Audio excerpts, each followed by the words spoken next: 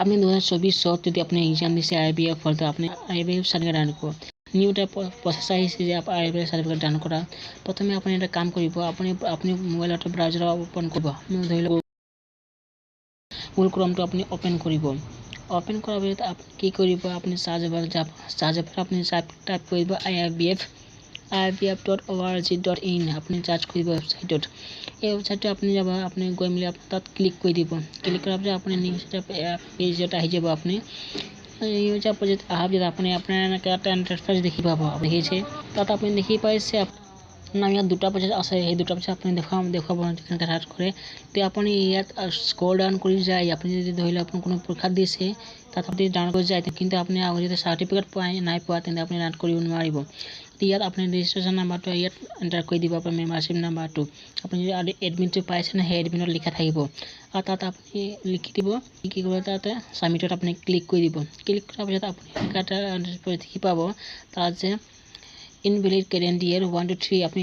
এররটা দেখি পাব কিয়নো আপনি আগতে সার্টিফিকেট পোৱা নাই হে আপনি ইয়াত ডাউন কৰিব নোৱাৰিব যদি আপনি সাৰ্টিফিকেট আগত পাইছে তেন্তে আপনি ইয়াত থ্ৰু দি আপনি সাৰ্টিফিকেট ডাউন কৰিব পাৰিব ইয়াত সাৰ্টিফিকেট ডাউন কৰিব দেখি পোৱা নাই ইয়াত দেখি আছে ইনভ্যালিড কাৰেন্ট ইয়াৰ প্ৰবলেম বাৰে ইয়াত শো কৰি আছে কিন্তু আপনি ইয়াত মই আগতে কৈছো যে আপনি ৰিজাল্টটো আপনি দেখি পাব ইয়াত দেখি নাপায় কিন্তু আপনি কাম কৰিব লাগিব যদি আপনি সাৰ্টিফিকেট আগত পাইছে তেন্তে আপনি নিউ এটা প্ৰচেছ আপনি যাব লাগিব তাত গৈ আপনি কেনে ধৰণৰ কৰিব মই ইয়াত দেখাইছো প্ৰথমে আপনি যাব এপ্লাই নাও আপনি এপ্লাই নাওত আপনি ক্লিক কৰি দিব আপনি ক্লিক কৰাৰ পিছত আপনি ইয়াত নিউ এটা ইন্টাৰফেস আহিব তাত আপনি স্টেপ বাই স্টেপ কৰিব লাগিব তেতিয়াহে আপনি সাৰ্টিফিকেটটো ডাউনলোড হ'ব নিউ ইয়াত আপনি দেখি পাব আপনি ক্লিক কৰি দিব এপ্লাই নাওত ক্লিক কৰি দিয়ে ক্লিক কৰাৰ পিছত আপনি নিউ এটা পেজত আপনি দেখি পাব সৰি মই মোবাইল দি কৰাৰ কাৰণে এনেকৈ আহিছে আপুনি কি কৰিব এতিয়া আপুনি আপোনাৰ থ্ৰীডত আপুনি যাব থ্ৰীডত গৈ মিলি আপুনি ডেস্কটপ সেট কৰি ল'ব ডেস্কটপ সেট কৰাৰ পিছত আপুনি ডেস্কটপ ঠাইতে হৈ যাব ডেস্কটপ আপুনি কৰাৰ পিছত আপুনি জুম কৰি ল'ব জুম কৰাৰ পিছত আপুনি আকৌ এটা যাব তাতে যাব আপুনি এপ্লাই নাওত যাব এই এপ্লাই নাও প্ৰথমে আপুনি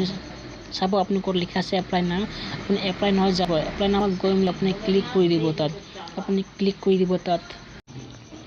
আপুনি ইয়াত কৰি ল'ব আপুনি কি কৰিব আপুনি এপ্লাই নাও অপশ্যনটো চাব সেই অপশ্যনটো আপুনি ক্লিক দিব ক্লিক কৰাৰ পিছত আপুনি জুম কৰি ল'ব জুম কৰি আপুনি দেখি পাব ডাউনলোড ই সাৰ্টিফিকেট য'ত লিখা থাকিব আপুনি তাত ক্লিক কৰি দিব য'ত আপুনি চাই ল'ব ভালকৈ য'ত ডাউনলোড ই সাৰ্টিফিকেট থাকিব তাত আপুনি ক্লিক কৰি দিব লাগিব ক্লিক কৰাৰ পিছত আপুনি আপোনাৰ জুম কৰি ল'ব জুম কৰাৰ পিছত আপুনি ইয়াত আপোনাৰ মেম্বাৰশ্বিপ নাম্বাৰটো আপোনাৰ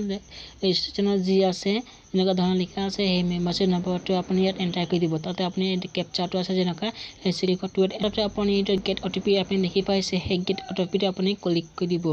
ক্লিক কৰাৰ পিছত আপুনি অনলি ৱেইট কৰি লাগিব ৱেইট কৰাৰ পিছত আপুনি এটা OTP পাব 6টা আখৰৰ বা 6টা নম্বৰ এটা OTP পাব সেই OTPটো আপুনি যদি পাৰা কৰি দিব যদি নাপায় তেন্তে আপুনি 30 সেকেন্ডস 30 মিনিট আপনি ওয়েট কৰিব লাগিব 30 মিনিট ওয়েট কৰাৰ পিছত আপুনি কি কৰিব আপোনাৰ OTPটো আহি যাব আপুনি এই OTPটো 30 মিনিট আপনি ভ্যালিড থাকে 30 মিনিট যদি আপনি পাৰ হৈ যায় তেন্তে আপুনি সাৰ্টিফিকেটটো ডাউন কৰিব নোৱাৰিব এই মোৰ সাৰ্টিফিকেটটো হৈ গ'ল মই OTPটো আহি গ'ল মই ইয়াত দেখি পাইছে আপুনি ডাউনলোড সাৰ্টিফিকেট ইয়াত লিখা আছে এই ডাউনলোড সাৰ্টিফিকেট ক্লিক কৰি ল'ব পাৰে ফলকে আপুনি কি কৰিব আপুনি আপোনাৰ থ্ৰীডত দেখি পাইছে সেই থ্ৰীডতে আপুনি ক্লিক কৰি দিব যেটা সাৰ্টিফিকেট আপুনি জান কৰিব মন আছে তে আপুনি থ্ৰীডত আপুনি ক্লিক কৰিব লাগিব না এতিয়া মই কমপ্লিটলি ওয়েট কৰাৰ পিছত আপুনি মোৰ এটা OTP আহি গ'ল সেই OTPটো মই ফিল কৰি দিওঁ ফিল কৰাৰ পিছত ইয়াত আপুনি গেট ডিটেইলত আপুনি ক্লিক কৰিব গেট ডিটেইলত এটা ক্লিক কৰি দিয়ে তাতে আপুনি আপোনাৰ ইয়াত শো কৰিব আপুনি ডিটেইল দেখি পাব লিখা থাকিব আপোনাৰ নাম আপোনাৰ এড্ৰেছ আপুনি যি কি এক্সামত কিমান টাইমত দিছিল সেই গোটেইটো আপুনি ডিটেইলটো তাত শো কৰিব আপোনাৰ ডিটেইলটো আপুনি শো কৰিব আপুনি তাৰ তলত আপুনি শো কৰিব আপুনি দেখি পাব যে আপুনি তাৰ তলত ডাউনলোড সাৰ্টিফিকেট বা ডাউনলোড সাৰ্টিফিকেট লিখা থাকিব এই ডাউনলোড সাৰ্টিফিকেটটো আপুনি হাত ক্লিক কৰি দিব ক্লিক কৰাৰ পিছত আপুনি কি কৰিব আপুনি ডিটেইলটো শো কৰা আপুনি সাৰ্টিফিকেটটো তাৰ পৰা ডাউনলোড কৰি ল'ব পাৰিব ডাউনলোড কৰাৰ পিছত আপুনি কি কৰিব মই দেখা আছে স্টেপ বাই স্টেপ ডাউনলোড কৰাৰ পিছত আপুনি ইয়াৰ পিছত গেট ডিটেইল আপুনি ক্লিক কৰি দিয়ক ক্লিক কৰাৰ পিছত আপুনি ওয়েট কৰিব সাৰ্টিফিকেটটো ডাউনলোড দেখাব আপুনি এই দেখি পাইছে ইয়াত মই ইয়াত ডাউনলোড সাৰ্টিফিকেটটো আপুনি ক্লিক কৰি দিও আপোনাৰ সাৰ্টিফিকেট ডাউনলোড হৈছে নাই আপুনি কেনে কম সফটওয়্যাৰ ডাউনলোড হৈছে নাই হোৱা কি কাম কৰিব লাগিব প্ৰথমে আপুনি এটা কাম কৰিব লাগিব